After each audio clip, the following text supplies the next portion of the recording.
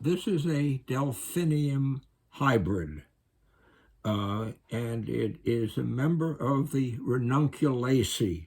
Ranunculaceae is a fairly primitive family, and it has a very large collection of sort of unrelated flowers. It's actually the buttercup family, so the buttercups are all in this family, and clematis is in this family. It's really quite a diverse group of flowers. But this particular one, the delphinium, I have picked out because of its gynoecium. Buttercups have many, many separate ones, which is more typical of a primitive family, but this one is typical of it has three separate pistils, and they're simple pistils, so that they're like three separate carpels, and they're distinct. They're not fused together the way they are in a lily to make a compound pistil. So that's mainly why I wanted to show you. But this is an inflorescence, and the inflorescence is a raceme, and it's a pure raceme. It's a true raceme. It has, because each one of the florets in the raceme are connected to the center stem, which is a rachis, by what's called a pedicel. And the pedicels, when they reach here, are have a bract below them. And so each case, so that's very typical of this particular family. So the pedicels are subtended by the bracts. Okay, what have we got in the flower? Okay, those pretty purple things are actually sepals. They're petaloid, and they're quite large. There are 5 of them.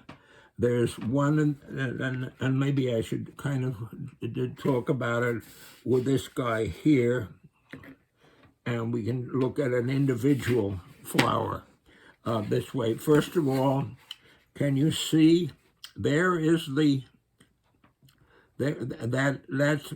is the bract that subtends the pedicel, and there's a couple of other bracts along the pedicel. Okay, now it's irregular.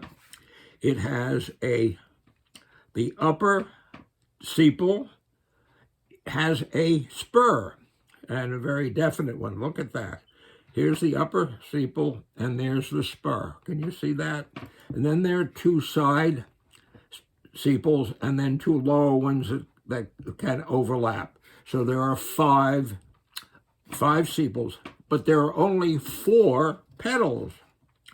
And you see that? The 4 petals, and they're quite different from one another. The 2 lower petals are bearded, and they're rounded, and they're quite pretty in a certain way. And then there's 2 upper petals that you can just barely see the tops showing, and they are quite distinct in morphology. They're long and narrow, and they have nectar horns which fit into that spur of the upper sepal, and they're sort of they're texturally quite different. They're fairly rigid, and we'll look at them later on. But let me now take this flower and begin to take apart. First of all, I'm going to take off the upper sepal with the spur, and I'm going to see if I can do this and get the spur all together. Let me see.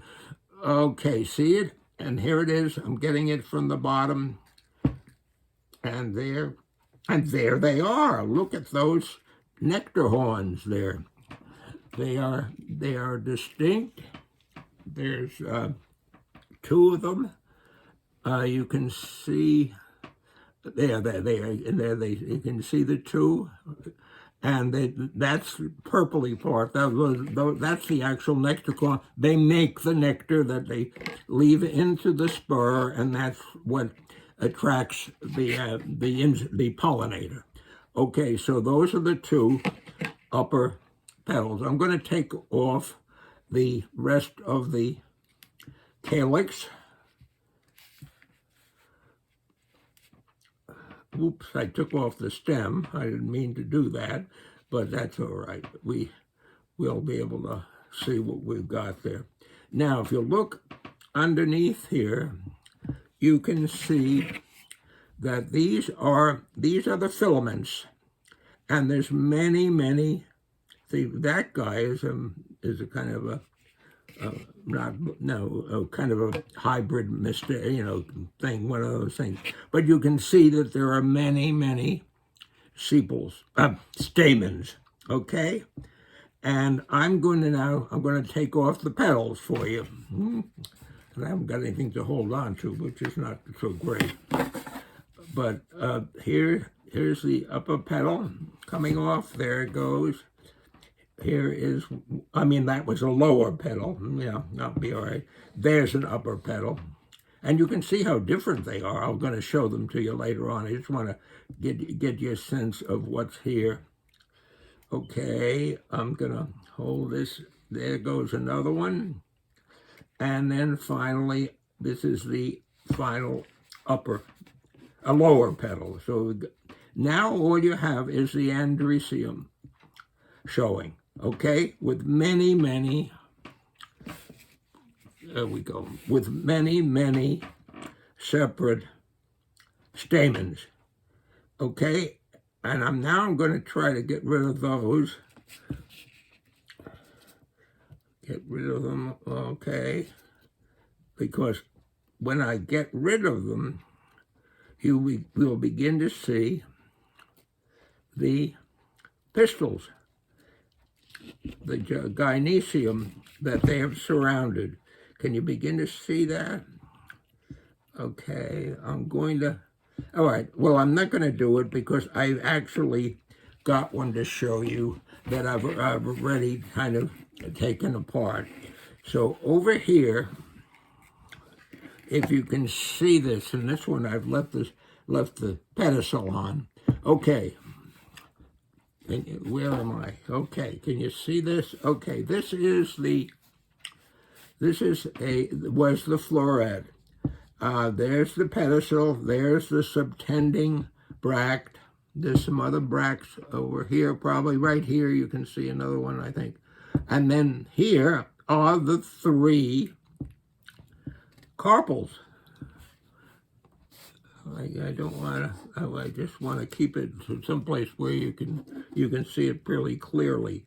You can see the three styles, those little white things at the top, and then the ovaries are separated. Here there are actually three of them, and they are separate and distinct.